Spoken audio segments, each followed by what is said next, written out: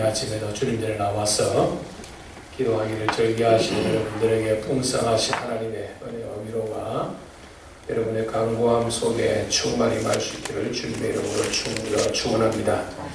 4장에서 우리가 교회가 세워가는 원칙에 관하여 과연 교회가 무엇이냐 하는 교회에 관하여 또 계속하여 사도 바울이 우리에게 말씀해 주고 있습니다. 오늘 본문에 보면 서로란 말이 많이 나오죠.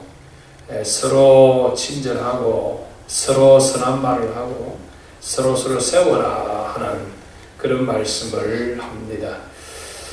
4장 이제 말씀의 시작이 너희를 부르심을 받은 일에 합당하게 행하라. 부르심을 받은 일이, 즉 여러분 우리가 무슨 일에 우리가 부르심을 받았느냐 하는 겁니다. 부르심을 받은 일이 두 가지지요. 하나는 구원받은 자의 모습입니다. 즉 하나님께서 우리에게 소명을 주셨어요. 소명이 뭐지요? 하나님께서 우리를 부르신 겁니다. 우리를 부르셨어요. 우리를 죄악 가운데 부르시고 우리를 세상 가운데 부르시고 우리를 전에는 죄로 인하여 사단의 자식이었던 우리를 이제는 하나님의 자녀로 부르시는 겁니다. 그러니까 여기에 부르심을 받았다 할 때는 첫 번째는 소명입니다. 소명. 부르심을 받았다. 우리가 하나님의 자녀로 부르심을 받았다 이 말입니다. 부르심을 두 번째는 또 이 부르심을 받았다는 말은 이제 하나님의 사람으로 우리를 불러낸 우리들에게 하나님의 자녀답게 살아가는 거예요. 하나님의 자녀답게 살아가기 위해서 우리를 불러주셨다. 불러주셨다. 저는 군대를 안 가봤지만 한국에서 우리나라 남자들은 다 병력이 의무가 있으니까 징집을 하죠. 언제 어디까지 언제 어디로 와라 징집하잖아요. 그게 부르는 거예요. 그렇죠? 그래서 불른 그 군인들을 그대로 밥 먹여주고 재워주는 것이 아니라 훈련소에 집어넣어서 훈련을 받아서 군인으로 만들어가는 것이죠. 그렇죠? 그러니까 군인답게 하기 위해서 불러내는 거예요. 다시 말하면 하나님께서 우리를 하나님의 사람답게 살아갈 수 있도록 우리를 불러내셨다 이 말입니다. 불러내셨다. 그러니까 우리는 하나님의 부르심을 받았으니까 부르심을 받은 자답게 살아가라는 거예요. 합당하게 살아가는 것이죠. 논사훈련소나 어디 훈련소에 이 군인들을 불러내어서 훈련하는 가운데 군인답지 않으면 어떻게 합니까? 킥아웃을 시키든지 아니면 강도 높은 훈련을 통하여 군인답게 만들어가는 것처럼 우리도 하나님께서 하나님의 사람답게 살아가기 위해서 우리를 불러내셨다 하는 겁니다. 불러내셨다 하면서 이 하나님의 사람답게 살아가는 것이 쉬우면 누구나 다 하겠습니다. 그렇죠? 그런데 우리가 하나님의 사람답게 살아가는 것이 결코 쉬운 것은 아니라는 겁니다. 왜냐하면 이 일을 할 때는 겸손과 온유로 하라. 겸손하고 온유하게 우리의 육의 자아를 죽이고 우리가 참고 이 일을 해라. 그러니까 우리가 하나님 일을 할 때는 내 자신의 어떤 육체적인 소욕이 나올 수 있고 교만이 나올 수 있고 내 의지와 내 주장이 나올 수 있는데 그것을 접어라 그 말이죠. 접어라. 그리고 오래 참아야 된다. 우리가 잘 참으면 우리가 겸손하면 왜 사도 바울이 여기에서 우리 보고 오래 참으라 겸손하라고 강조하겠느냐 그 말입니다. 근데 우리가 제일 중요한 것은 교회 안에서 하나님의 사람답게 살아갈 때 있어서 참 힘든 것이 뭔가 하면 2절 하반절에는 서로 용납해라. 서로 용납해라. 우리가 신앙생활 하다 보면 여러분 용납을 잘 못하지요. 왜냐하면 여러분 용납을 왜 안 되냐면 자기 기준에서 바라보기 때문에 그렇습니다. 나는 하는데 너는 왜 안 하냐. 나는 이렇게 봉사하는데 당신은 왜 봉사 안 하냐. 나는 이렇게 헌금하는데 당신은 왜 안 하냐. 모든 것이 자기 주장이 되는 거예요. 그러면 여러분 자기가 하나님 앞에 헌신하고 봉사했던 것이 하나님 앞에 무효로 돌아갑니다. 그렇죠? 나는 하는데 왜 당신 안 하냐면 자기의 의의를 세우는 것밖에 되지 않는다는 거예요. 여러분 초등학생한테 미적분 수학을 하지 못한다고 강요하면 해내겠습니까? 안 되는 거예요. 그러니까 우리가 성도들 가운데 먼저 된 자가 있고 나중 된 자가 있습니다. 좀 더 신앙적으로 더 성숙한 자가 있는가 하면 덜 성숙한 자도 있습니다. 교회 안에 우리가 함께 신앙생활 하지만은 진정으로 성령으로 인하여 중생한 자가 있는가 하면 아직도 중생하지 못한 자가 있습니다. 여러분, 우리가 다 사람이 다르고 우리의 배경이 다르고 우리의 환경이 다르고 우리의 출신 성분이 다 다릅니다. 그렇기 때문에 용납해야 돼요. 용납해야 돼요. 근데 여러분, 덜 성숙한 자는 성숙한 자를 용납하기가 쉽겠습니까? 어렵겠습니까? 쉽죠? 네? 그 사람 인정해 주는 거야. 아, 저 사람은 나보다 신앙생활도 더 오래 했고 나보다 이 교회를 더 오래 섬겼고 저 사람은 나보다 더 신앙이 좋다는 것을 인정해 주는 게 용납해 주는 거예요. 근데 주로 이 용납하지 못하는 자는 누구입니까? 먼저 믿은 자로서, 교회에 좀 더 나은 자로서, 교회에 중직을 맡은 자들이 함께하지 못한 자를 용납지 못한다는 거예요. 비판하고 정죄하는 거예요. 여러분, 그래 하면 교회는 세워가지 않습니다. 예, 교회는 우리가 다 다르다는 것을 인정해야 됩니다. 나는 새벽기도는 왜 당신은 못 나오냐 하면 그거는 하나가 되지 못하는 거예요. 그렇죠? 하나가 되지 못하는 거예요. 오늘 이 사도 바울이 에베소 교회에 뭐라고 말씀합니까? 하나 되게 하신 것을 힘써 지키라. 어제도 말씀드렸죠? 에베소 교회는 사도 바울이 가장 신경을 기울여 목회한 교회입니다. 에베소 교회는 여러분 초대 교회에서도요, 하나님의 말씀을 지키고 이 이단들을 용납하지 않는데 교리적으로 가장 든든한 교회가 이 에베소 교회입니다. 그러다 보니까 상대적으로 남을 비판하고 남을 정죄하는 일들이 많기 때문에 오늘 사도 바울은 너희들이 성령 안에서 하나 되게 하신 것을 힘써 지키라. 힘써 지키라. 여러분, 하나가 되려면 어떻게 하지요? 자기 주장을 너무 내세우면 하나 되지 못합니다.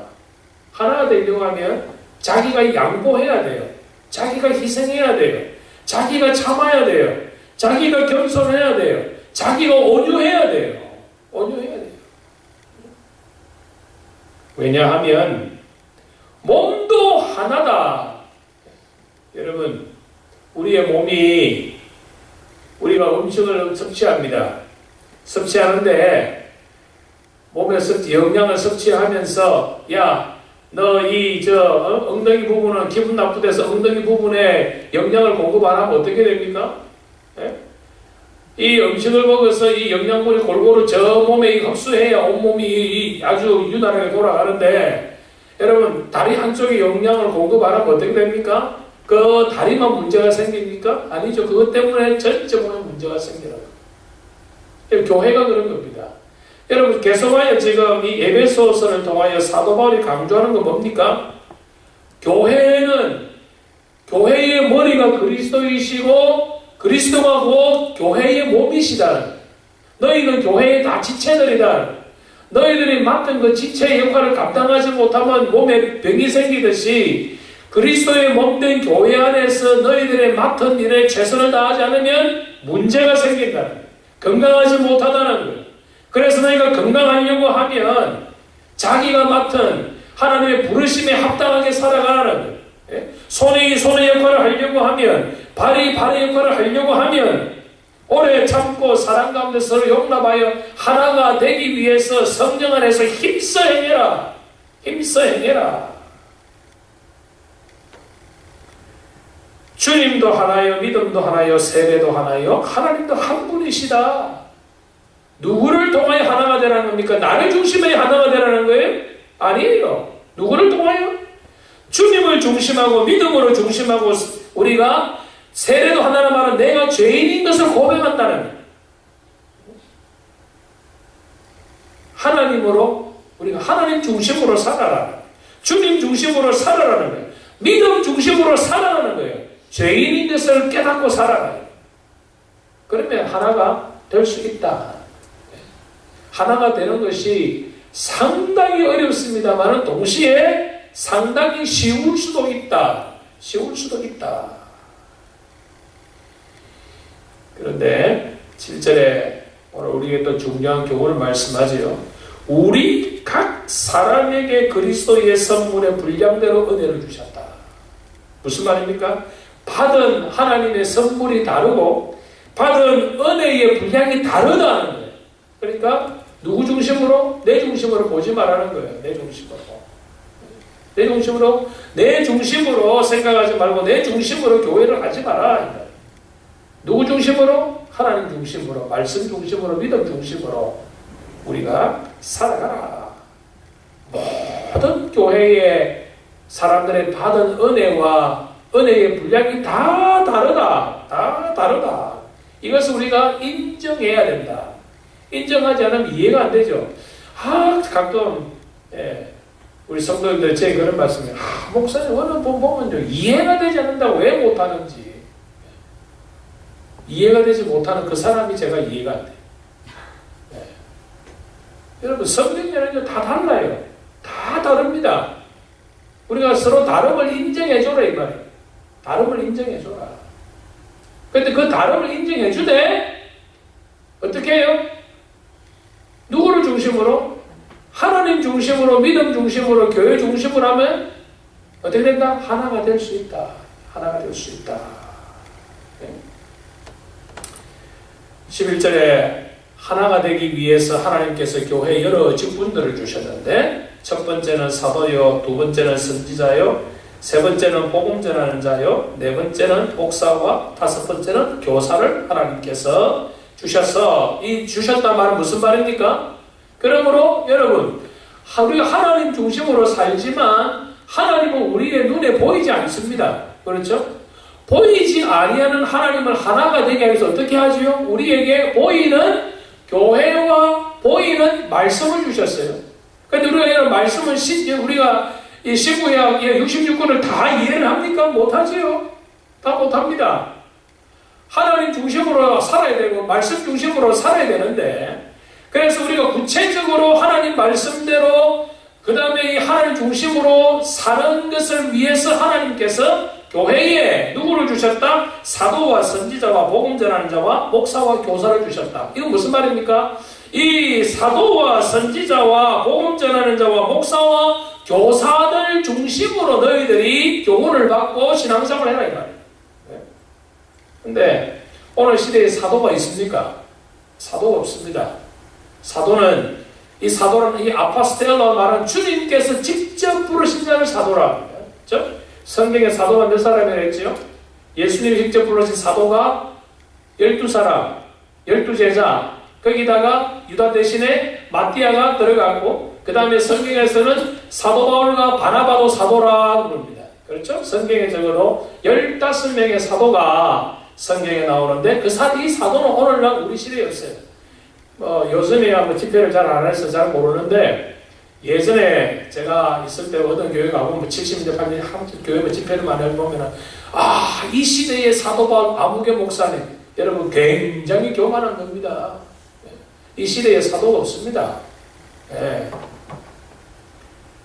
어떤 사람은 선지자로 여러분 사도 바울의 이 말씀을 지금 쓸 때에는 아직도 66권의 말씀 구약은 다 완성이 되었지만 신약 성경 27권은 아직까지 정경으로 아직 모아지지 않았고 여전히 말씀이 지금 사도 바울이 이 에베소를 쓸 당시에도 아직까지도 하나님의 말씀이 집대성되는 그런 시기입니다. 그렇기 때문에 그 당시에는 선지자가 있었죠. 그러니까 지금 시대에 선지자가 없습니다. 그러므로 사도와 선지자는 한마디로 말하면 무엇입니까? 신구약 66권이다. 그러니까 교회가 하나가 될 때 사도와 선지자를 말하면 무슨 말씀이지요? 성경의 원리대로 이 말입니다. 성경의 원리대로. 복음 전하는 자 누구입니까? 우리 시대에 선교사를 할 수도 있고 목사를 할 수도 있고 교회에 복음을 전하기 위해서 하나님께서 특별하게 불러 세우신 자들을 말하고 있고 목사와 교사로 삼으셨으니 저들로 인하여 하나님이 이런 5가지의 교회에 이 직분을 주셨는데 그 직분을 주신 목적이 무엇이냐? 2가지가 12절에 나옵니다. 성도를 온전케 하여 성도를 온전케 하는 겁니다. 자기 자신의 내적인 충만과 발음을 말하는 겁니다. 두 번째는 봉사의 일을 하기 외적입니다. 내적으로 하나님께서 온전하게 하고 외적으로도 온전하게 하는데 이 일을 누구를 통하여 하신다? 성경과 목사와 교사로 통하여 이 일을 하게 하신다.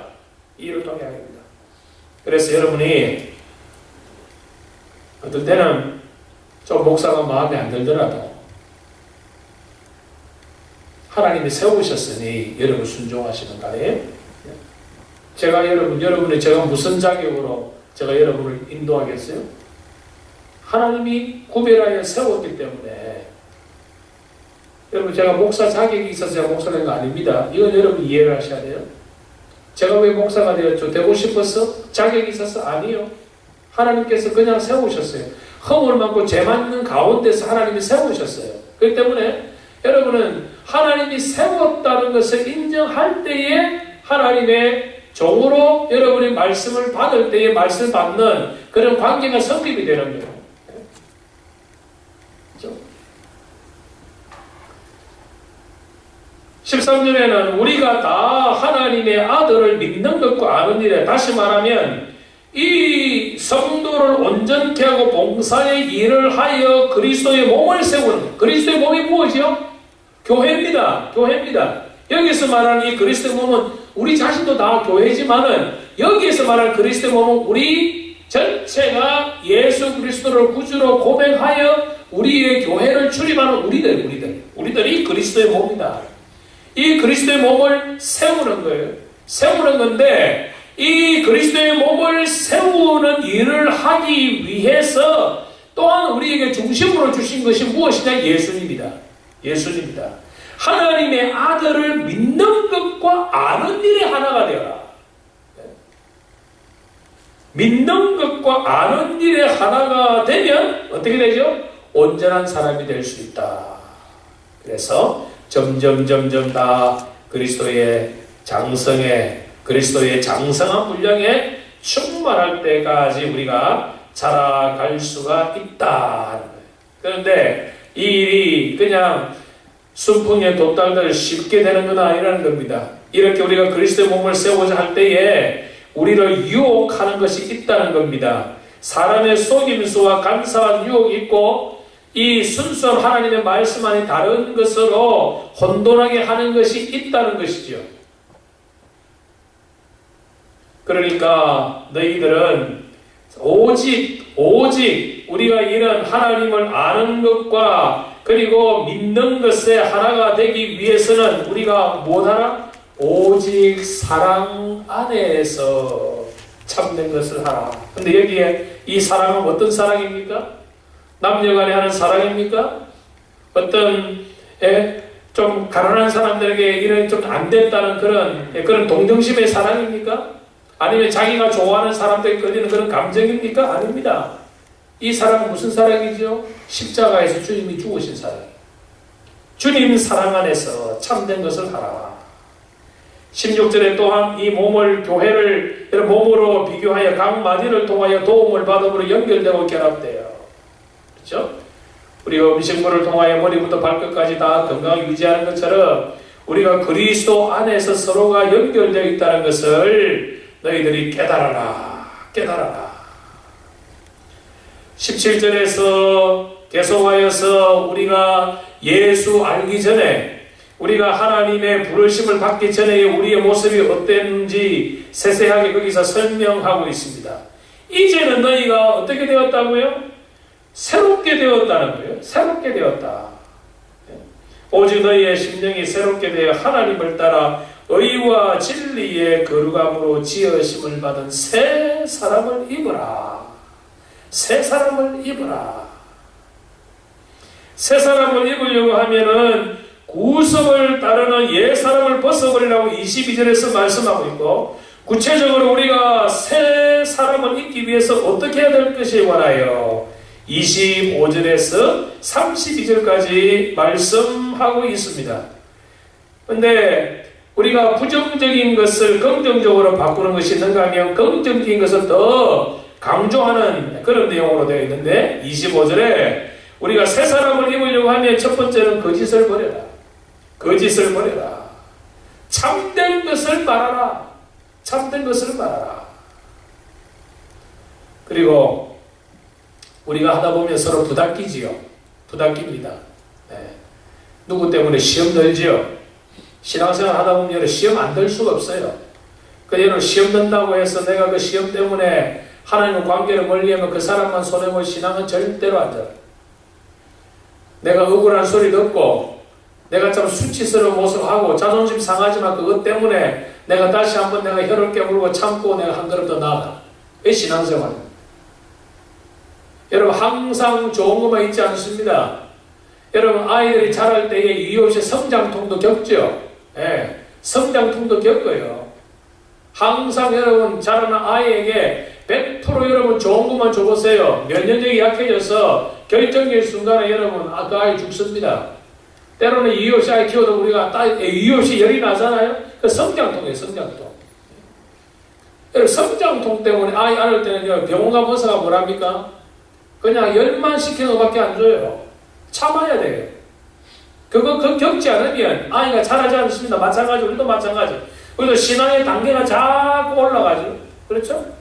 내 신앙이 한 단계 업그레이드 될수록 업그레이드 되게 하는데 나를 힘들게 할 사람이 꼭 있어요. 목사일 수도 있고 교회의 직분자일 수도 있고 세상적인 것이 있을 수 있습니다. 그러나 그런 거 무서워서 우리나라 속담에 구더기 무서워서 장 못한 거라는 식으로 여러분 그 누구가 여러분을 힘들게 합니까? 누구 때문에 섭섭합니까? 아하 하나님이 그 사람을 통하여 나를 성장시키게 하는구나. 감사하세요. 하나님 앞에 감사하세요.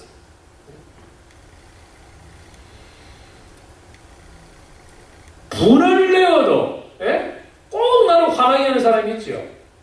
여기서 말하는 분을 내는 것은 여러분 밖에 세상 사람과의 관계에서 내가 싸워서 분내는 게 아니고 우리가 지체되어 하나님의 일을 하려고 하는데 하나님의 일을 하지 못하게 방해하니까 내 속에 뭐가 일어난다? 분이 일어난다. 의분이 일어난다는 거예요. 분을 내는 건 어때요? 여러분 하나님 일을 하다가 다른 사람이 나를 안 도와주고 나 힘들게 짜증나지요. 짜증납니다. 화가 납니다. 그런데 화난다면 그거는 여러분 지금 사도 바울은 그건 죄라고 안 봐요. 다른 사람이 나를 힘들게 하고 상처 주면 그것 때문에 내가 화는 나지만 그거는 괜찮아요. 문제는 그 다음이에요. 분을 내어도 죄를 짓지 말라는 거예요. 이게 여러분 성숙한 자와 성숙지 못한 자의 차이점이에요. 성숙한 사람도 분이 납니다. 화가 납니다. 그러나 어떻게 해요? 믿음으로 이겨내요. 그런데 성숙지 못한 자는 분이 난다고 해서 그 분 때문에 다른 사람을 정죄하거나 그 사람을 비방하거나 그 사람을 욕을 하니까 결과론적으로 죄가 되는 것이다. 참 여러분 사도 바울이에요. 어떻게 이렇게 얼마나 여러분 이 짧은 한 말씀이지만 이 말씀 속에 품고 있는 뜻이 심오한지 몰라요. 분을 내어도 그래 너희들 화나지 짜증나지 힘들지 이해한다는 거예요. 그렇다고 하더라도 죄를 짓지 마라. 죄를 짓지 마라. 해가 지도록 불을 품지 마라. 여러분 이거는 실제적인 겁니다. 해가 지도록 여러분 분을 품으면 몸에 좋지 않아요. 몸에 병 생깁니다. 병 생겨요. 그래서 자기 전에 풀으라는 거예요. 그날에 일어나 그날에 풀어라. 근데 참 여러분 제가 이럴 때 보면 우리 집사람이 저는 좀 더 성숙한 것 같아요.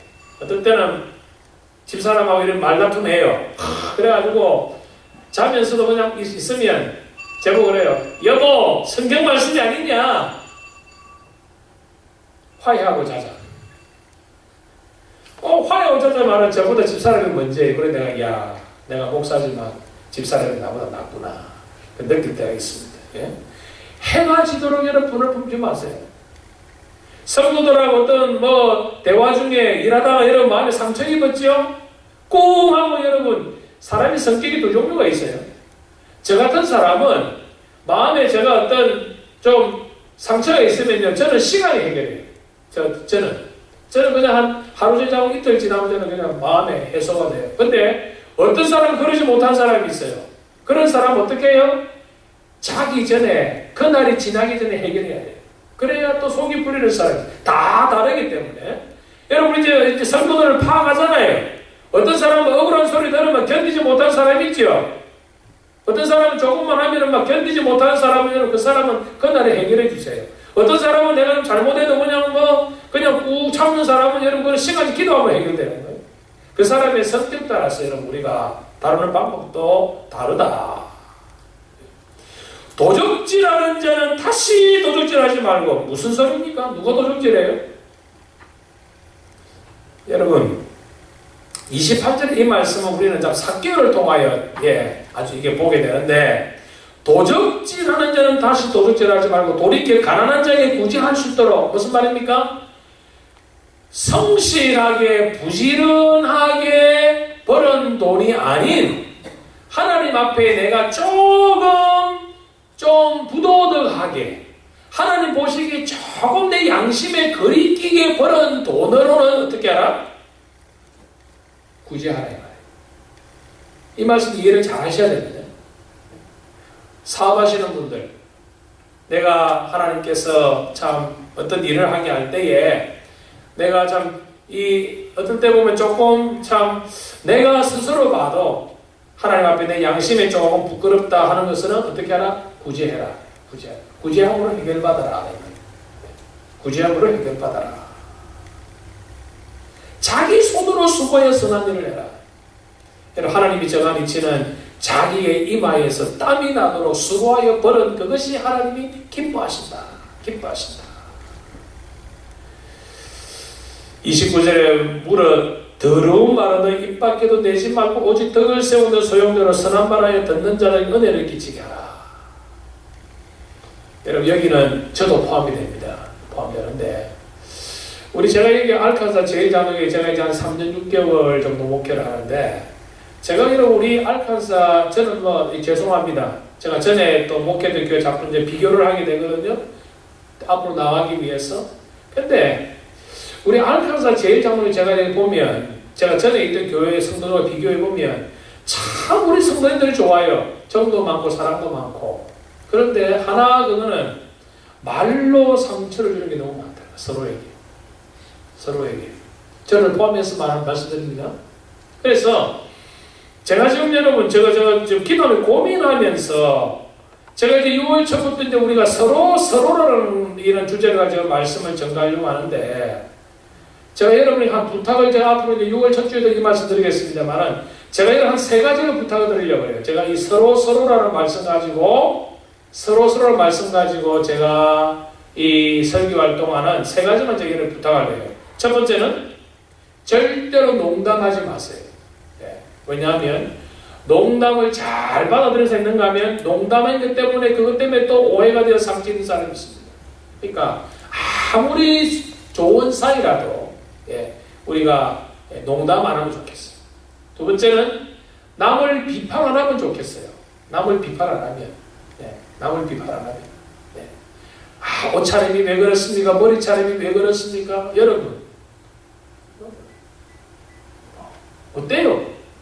자기 개성대로 있는데 남에게 혐오감을 주지 않는 이상 여러분 상대방에 대해서도 비판하지 맙시다. 세 번째는 하루에 한 번씩 꼭 덕담을 나눕시다. 좋은 말, 덕스러운 말, 남을 세워주는 말, 위로하는 말을 좀 했으면 좋겠어요. 3가지죠. 농담하지 말고 비판하지 말고 덕세우는 말만 하자. 그렇게 우리 연습하다 보면 한 6, 7개월 거기에 우리가 몰입하다 보면 아마도 하나님께서 우리를 그렇게 바꾸어 주실 줄을 믿습니다. 그러면 우리가 어떻게 살아야 될 것이냐? 서로 친절하게 해라. 서로 불쌍히 여겨라. 왜? 우리가 다 죄인들이니까. 불쌍히 여겨라. 서로 용서해라. 왜 여기 서로 용서하라는 말하고 있죠? 너도 상대방에게 잘못했다. 서로 용서해라. 서로 친절하게 하고 서로 용서해줘라.